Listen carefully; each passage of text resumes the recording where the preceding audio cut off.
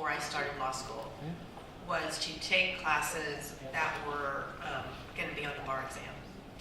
If anybody says that to you, close your ears. That is not good advice. When it's time to take the bar exam, there are bar review courses that you can take where you can get a crash course in all of what's going to be on the bar exam, and so you can learn it then. There's no need to waste, and I feel like that's what I did in at least one case, to waste the opportunity that you have in law school.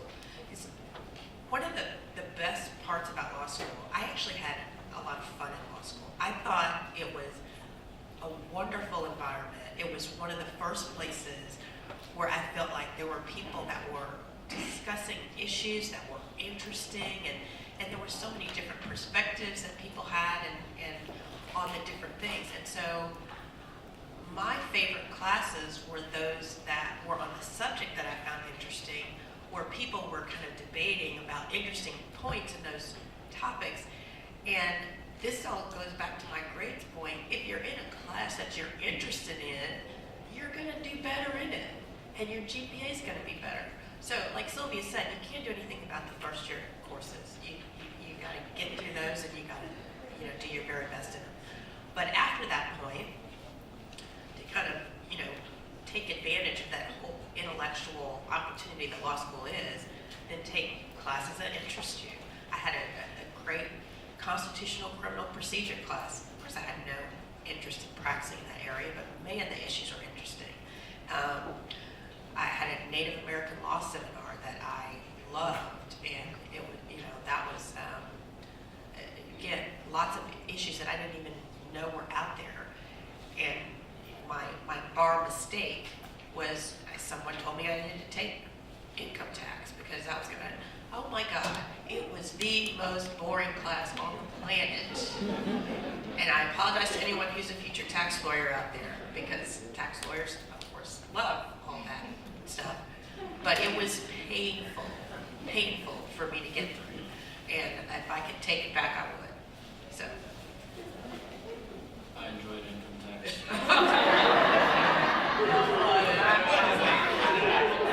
I disagree that it's really important to take things that you're interested in. Even if you plan on being, for example, a corporate lawyer, take animal law, take election law, take something. If you find it interesting, then take it, because you will learn how to do your job when you start working. Most places are going to train you. You're going to be working with a more senior lawyer. You're going to learn the ins and outs. And whatever you learn in law school is usually not what you do when you start working anyway. So you might as well take something and get this breadth of knowledge on other areas and be interested while you're in law school. So. Don't take animal law. That class was new to me. Oh, it was a huge fest.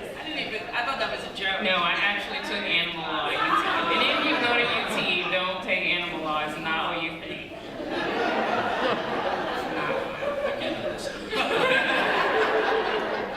So Quan took all the boring classes. So the last thing we're going to talk about, because we want to leave 10 minutes for questions if you have any, is the importance of legal writing and why legal writing is different from anything you've done. You may be a good writer, you might have done a lot of writing, and your college has you doing a lot of writing. Legal writing is different from what you've done before. I did a lot of writing. I came from Vassar. We did do multiple choice tests. Everything was an essay or a paper. And I thought I was a really good writer. And then I got into legal writing. And it is more technical and it's different. And it is one area where African Americans in particular are judged more harshly, and there's a lot of unconscious bias that comes with our writing and legal writing and how our writing is perceived. And so I just want to take a second so that you can see and understand what that looks like, right? So there's this big study that came out last year where they took the writing of, it was a sample, a form, a model response, and they changed the name with the exact same name, and it was supposed to be, interestingly, from NYU. And it was supposed to be associate in a large law firm who went to NYU. And all they told the people who were grading that legal writing was, they told half of them that it was written by an African American, and the second half, they told them that it was written by a white person. And that same writing, it was the identical thing, received very different scores. Second, so when they thought it was written by an African American, it got significantly lower graded than when they thought it was written by a white person. A couple of interesting things there. One, it didn't matter if the person who was grading it was an African American or not. The African American graded it just as harshly when they thought it was an African American. So the bias was there regardless of the race and ethnicity of the person who was evaluating it. The second thing about that particular essay, the particular study, it's called Written in Black and White. The second thing about it is that there were mistakes planted in that, in the writing, and it were typos and grammatical issues. When they thought that it was written by a white person, the evaluators missed most of the typos and the grammatical errors, but they caught all of them when they thought it was written by a black person. So that's real, right? That's the profession you're going into, and that's how important your writing is, that it be really good. So with that, I'm going to have Connie talk about why legal writing is different from anything you've done. So the approach that I was going to take to this point is similar to kind of that even playing field that I talked about earlier, because legal writing is so different than any other kind of writing. It doesn't matter whether you have a liberal arts background or whether you have a technical engineering background. Both of you are starting at ground zero with respect to legal writing. So it really is something that you need to learn.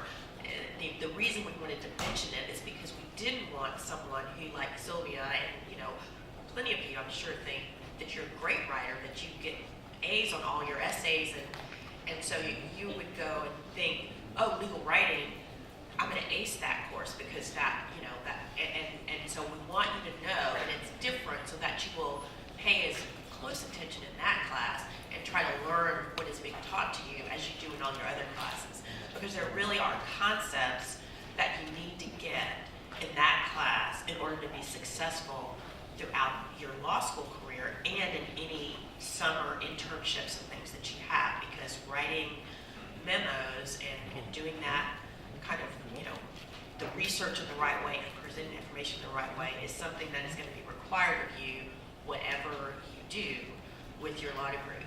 So don't go in thinking, I'm a great writer, and so you don't pay attention to it. Don't go in thinking, oh my gosh, I've never written anything in my life, I'm never going to get this, and be intimidated by it. You can't get it. They're just very specific principles that you have to follow when you're doing it. And so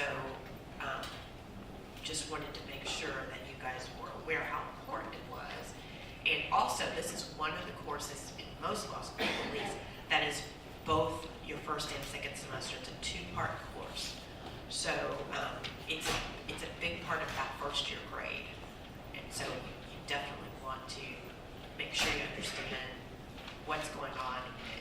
The other benefit of the legal writing course is usually there's a teaching assistant or someone who's teaching in smaller groups, and so it's easier to get someone to help you to answer your questions and things like that, and take advantage of that. Don't be too intimidated to go talk to whoever is teaching it to say, I'm not sure that I got this, because it's very important. points to add. One is during undergrad, I avoided English classes and writing classes. I took the minimum that was allowed, so when I got to law school, I thought, boy, this is going to be really bad. And it turned out to be my best grade in law school. And it goes because the people who thought they were good writers, like they've said so far, they just take it that they're going to get an A in the writing class, but it's totally different. So starting not understanding how to write, like I did, and then learning the way that they teach you in law school, if you remember that it's totally different and take it seriously, then you can do really well in it. And the second point is that no matter what kind of law you're interested in doing, some people have the mindset, look, I want to be a trial lawyer, I don't need to learn how to write. That's the biggest mistake. Writing is very important. Even if you're doing corporate and transactional work, you need to know how to effectively communicate with the client or the other side. And the way that you do that is with writing most of the time. So no matter what kind of law you're interested in doing, take your writing courses very seriously, and it will pay off big time in the long run. So I think we started about 10 minutes of the hour, but we can give back some of that time. Are there any questions? I think there's mics on.